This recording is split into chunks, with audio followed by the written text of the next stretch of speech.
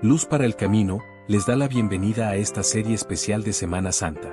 Escucharemos la lectura del capítulo 27 del libro Historia de la Redención. Cristo traicionado.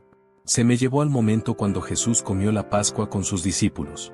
Satanás había engañado a Judas, y lo había inducido a creer que era uno de los verdaderos discípulos de Cristo, pero su corazón siempre fue carnal.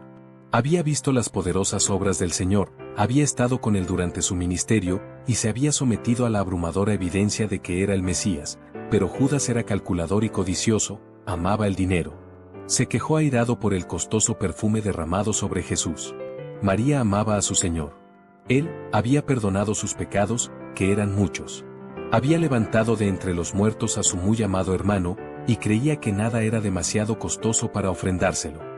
Mientras más caro fuera el perfume, de mejor manera podía ella expresar su gratitud al Salvador, dedicándoselo.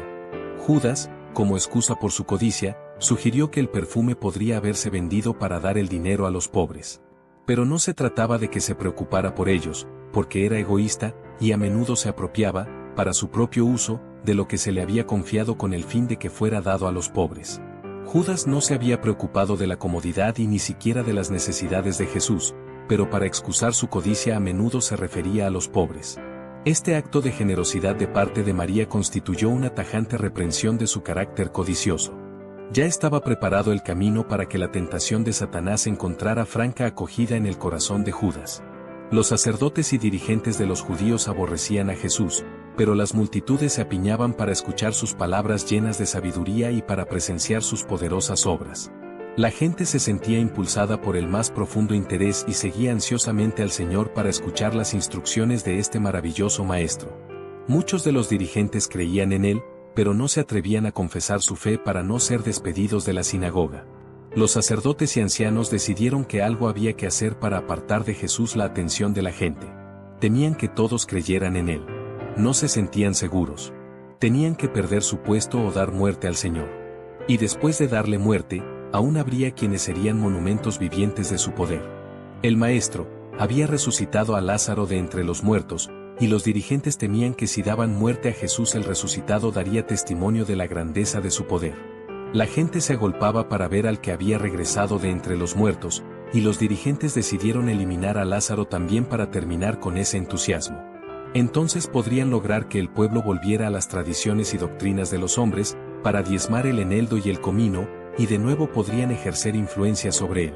Se pusieron de acuerdo para prender a Jesús mientras estuviera solo, porque si trataban de arrebatárselo a la multitud, cuando la mente de la gente estaba concentrada en él, ésta los apedrearía.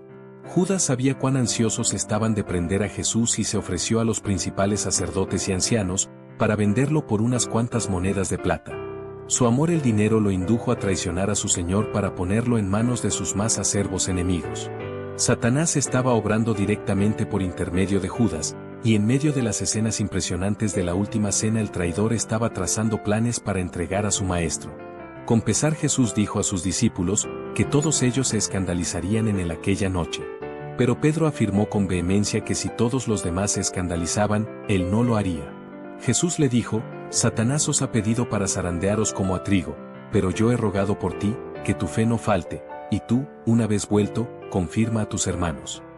Lucas 22, 31, 32. En el jardín. Vi a Jesús en el jardín con sus discípulos. Con profundo pesar le suplicó que velaran y oraran, para que no cayera en tentación. Sabía que su fe sería probada y que sus esperanzas resultarían fallidas, y que necesitarían toda la fortaleza que pudieran lograr como resultado de una estricta vigilia y la ferviente oración. Con fuertes clamores y llantos Jesús oraba, Padre, si quieres, pasa de mí esta copa, pero no se haga mi voluntad, sino la tuya. Lucas 22, 42. El Hijo de Dios oraba con agonía.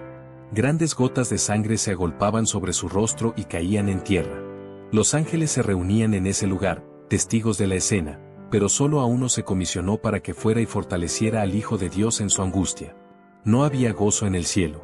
Los ángeles depusieron sus coronas y dejaron sus arpas, y contemplaron con profundo interés y en silencio a Jesús. Querían rodear al Hijo de Dios, pero el comandante de los ángeles no lo permitió, para que al contemplar la traición de que sería objeto Cristo no se decidieran a librarlo, porque el plan había sido trazado, y se tenía que cumplir. Después de orar, Jesús se acercó a sus discípulos, pero estos estaban durmiendo. En esa hora tremenda no gozaba de la simpatía ni de las oraciones ni siquiera de sus discípulos. Pedro, tan celoso poco tiempo antes, dormía profundamente. Jesús le recordó sus declaraciones terminantes y le dijo: ¿así que no habéis podido velar conmigo una hora? Mateo 26, 40. 3 veces el Hijo de Dios oró con agonía. Judas traiciona a Jesús. Entonces apareció Judas con su grupo de hombres armados. Se acercó como de costumbre al maestro para saludarlo. El grupo rodeó a Jesús, pero entonces él manifestó su poder divino cuando dijo: ¿a quién buscáis? Yo soy. Cayeron de espaldas en el suelo. Jesús formuló la pregunta para que pudieran ser testigos de su poder y tuvieran evidencia de que podría librarse de sus manos si lo quería. Los discípulos comenzaron a albergar esperanzas cuando vieron que esa multitud armada de palos y espadas caía en tierra tan rápidamente. Cuando se levantaron y rodearon de nuevo al Hijo de Dios, Pedro desenvainó su espada e hirió a un siervo del sumo sacerdote y le cortó una oreja. Jesús le ordenó que envainara su espada diciéndole: ¿acaso piensas que no puedo ahora orar a mi Padre, y que Él no me daría más de 12 legiones de ángeles? Mateo 26, 53. Vi que cuando pronunció estas palabras el rostro de los ángeles se animó de esperanza. Querían, en ese momento y allí mismo, rodear a su comandante y dispersar a la airada multitud. Pero nuevamente el pesar se apoderó de ellos cuando Jesús añadió: ¿pero cómo entonces se cumplirían las Escrituras, de que es necesario que así se haga? Mateo 26, 54. Los corazones de sus discípulos también se hundieron en la desesperación y la amarga frustración cuando vieron que Jesús permitía que sus enemigos se lo llevaran. Los discípulos temieron por su propia vida y todos lo abandonaron y huyeron. Jesús quedó solo en manos de una turba asesina. ¡Oh, qué triunfo fue ese para Satanás! ¡Y qué tristeza y qué pesar para los ángeles de Dios! Muchas legiones de santos ángeles, frente a cada una de las cuales había un ángel comandante de elevada estatura, fueron enviadas para ser testigos de la escena. Se los envió para que registraran todo insulto lanzado contra el Hijo de Dios y toda crueldad practicada con él, y para anotar todo espasmo de angustia que Jesús sufriera, porque los mismos hombres que se unieron en esa terrible escena, lo verán todo de nuevo impreso en vívidos caracteres. Para que no se pierda ningún video, y este material sea visto por más personas, suscríbanse, dale like y también en la campanita.